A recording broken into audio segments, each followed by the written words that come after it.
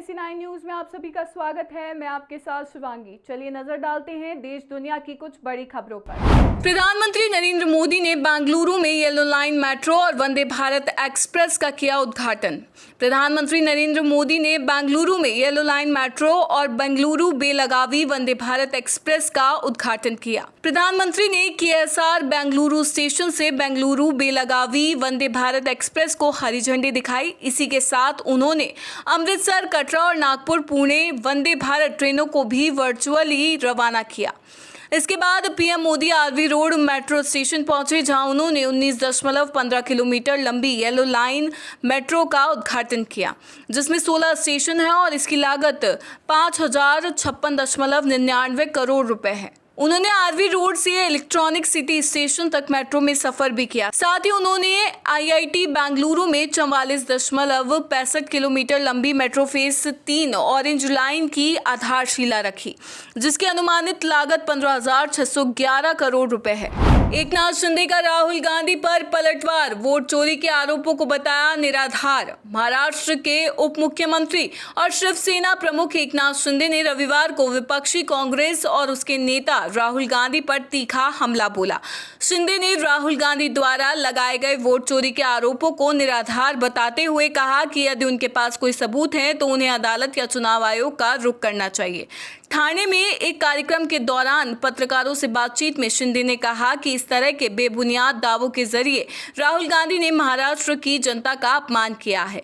शिंदे ने आगे कहा कि अगर राहुल गांधी के पास वोट चोरी के सबूत हैं तो उन्हें अदालत या चुनाव आयोग में जाना चाहिए।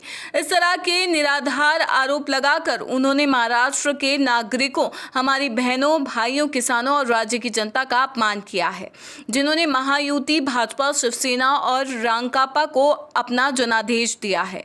शिंदे ने राहुल के आरोपों को खारिज करते हुए कहा कि विपक्ष अपनी हार को पचाने में नाकाम रहा है। शिंदे ने आगे ये भी कहा कि हमने 2.5 साल तक मेहनत की, विकास कार्य किए और लाडली बहन, लाडले भाई और किसानों के लिए योजनाएं लागू की। जनता ने हमें 230 सीटों के साथ प्रचंड जनादेश दिया। ये जीत जनता की ताकत है, जिसे राहुल गांधी जैसे नेता पचाने में असमर्थ हैं। तेजस्वी यादव ने डिप्टी सीएम पर लगाया बड़ा आरोप। सबूत दिखाकर बोले विजय सिन्हा के भी 2 EPIC नंबर हैं। बिहार के उप मुख्यमंत्री विजय सिन्हा पर राष्ट्रीय जनता दल और कांग्रेस ने गंभीर आरोप लगाए हैं। दोनों पार्टियों का दावा है कि सिन्हा के पास 2 मतदाता पहचान पत्र हैं और उनका नाम लखीसराय और बांकीपुर की मतदाता सूची में दर्ज है। राजद नेता तेजस्वी यादव ने प्रेस कॉन्फ्रेंस में कहा कि सिन्हा ने दोनों जगह मतदाता पुनरीक्षण फॉर्म भरा। तेजस्वी ने बताया कि लखीसराय की वोटर लिस्ट में सिन्हा की उम्र 57 साल और EPIC number IAF 3939337 serial number 274 है, जबकि बांकीपुर में उनकी उम्र 60 साल और EPIC number AFS 0853341 serial number 767 है। उन्होंने सवाल उठाया कि सिन्हा का नाम 2 जगह कैसे दर्ज हुआ और उनकी उम्र में अंतर क्यों है। तेजस्वी ने चुनाव आयोग से जांच की मांग की और कहा कि अगर सिन्हा दोषी पाए गए तो उन्हें इस्तीफा देना चाहिए। अगर आयोग की गलती है तो मतदाता पुनरीक्षण प्रक्रिया रद्द होनी चाहिए। बिहार कांग्रेस ने भी सिन्हा पर दोहरे मतदाता होने का आरोप लगाते हुए जवाब मांगा है। ऑपरेशन सिंदूर को लेकर जनरल द्विवेदी का बड़ा बयान। ऑपरेशन सिंदूर में जिस तरह से भारतीय सेना ने पाकिस्तान को धूल चटाई, उससे पूरी दुनिया अब वाकिफ है, लेकिन पाकिस्तान है कि अभी भी बेतुकी बयानबाजी से बाज नहीं आ रहा है। हालांकि पाकिस्तान के तमाम झूठों से पर्दा उठ चुका है। ऑपरेशन सिंदूर को लेकर पाकिस्तान के झूठे दावों के बीच सेना अध्यक्ष जनरल उपेंद्र द्विवेदी ने एक बार फिर पाकिस्तान को आईना दिखाया है। सेना प्रमुख जनरल द्विवेदी ने ऑपरेशन सिंदूर के दौरान पाकिस्तान की नैरेटिव मैनेजमेंट प्रणाली के बारे में बताते हुए इस बात पर जोर दिया कि जीत मन में होती है। जनरल द्विवेदी ने ये बातें IIT मद्रास में एक सभा को संबोधित करते हुए कही। उन्होंने कहा कि ऐसा इसीलिए क्योंकि इसी रणनीति के तहत पाकिस्तान अपने नागरिकों को ये यकीन दिलाने में कामयाब रहा कि हालिया संघर्ष में उनकी जीत हुई है। इसी तरह आप घरेलू आबादी, विरोधी आबादी और तटस्थ आबादी को प्रभावित करते हैं। उन्होंने कहा कि नैरेटिव मैनेजमेंट सिस्टम एक ऐसी चीज है जिसका एहसास हमें बड़े पैमाने पर होता है, क्योंकि जीत का ख्याल मन में होता है। यह हमेशा मन में ही रहता है। अगर आप किसी पाकिस्तानी से पूछें कि आप हारे या जीते, तो वो कहेगा मेरा चीफ फील्ड मार्शल बन गया है। हम ही जीते होंगे, तभी तो वो फील्ड मार्शल बना है। उन्होंने आगे कहा कि रणनीतिक संदेश बहुत जरूरी था और इसीलिए हमने जो पहला संदेश दिया वह था न्याय हो गया। मुझे बताया गया है कि आज दुनिया में हमें जितने हिट मिले उनमें से सबसे ज्यादा हिट इसी से हुए। थल सेना प्रमुख ने भारतीय सेना और भारतीय वायुसेना की 2 महिला अधिकारियों द्वारा आयोजित प्रेस कॉन्फ्रेंस की ओर इशारा करते हुए कहा कि रणनीतिक संदेश सरल था, लेकिन ये दुनिया भर में फैल गया। फौजी भाइयों की कलाई पर महिलाओं ने बांधी राखी, भारतीय सैनिकों ने जताया आभार।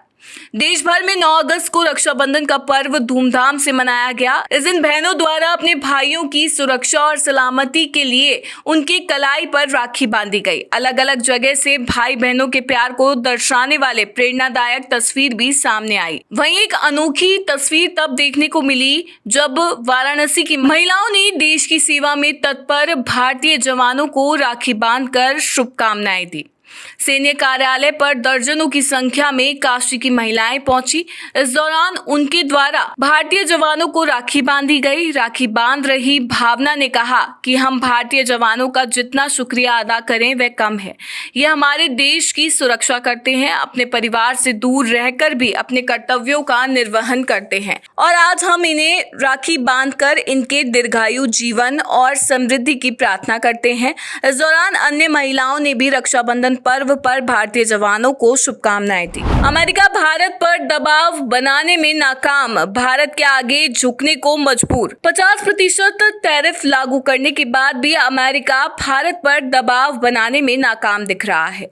अब जो नई बयानबाजी हो रही है उससे साफ पता चल रहा है कि अमेरिका भारत के आगे झुकने को मजबूर है। दरअसल अमेरिकी सीनेटर लिंडसे ग्राहम ने बड़े तनाव के बीच भारत से मदद मांगी है। उन्होंने कहा कि भारत राष्ट्रपति डोनाल्ड ट्रंप को यूक्रेन युद्ध समाप्त कराने में अपने प्रभाव का इस्तेमाल करे।